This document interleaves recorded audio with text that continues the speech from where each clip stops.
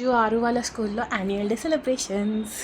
ఈ annual day and last time అంటేనే నాకు ఒక కామెంట్ పెట్టిండు, అది యాన్యువల్ డే కాదు అని. ఏదో ఒకటి, ఏదంటే ఏముంది, యాన్యువల్ డేనే కదా. ఆరుని చూస్తారా, తన స్పెషల్ పర్ఫార్మెన్స్కి నేనే రెడీ చేసిన. ఆరు ఒకసారి రా,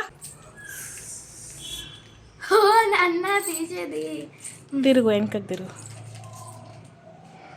ఇటు తిరుగు.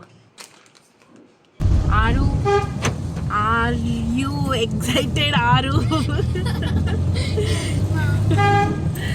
మంచిగా ఏనా భయపడక, ఏం టెన్షన్ పడక, స్టేజ్ ఎక్కగానే.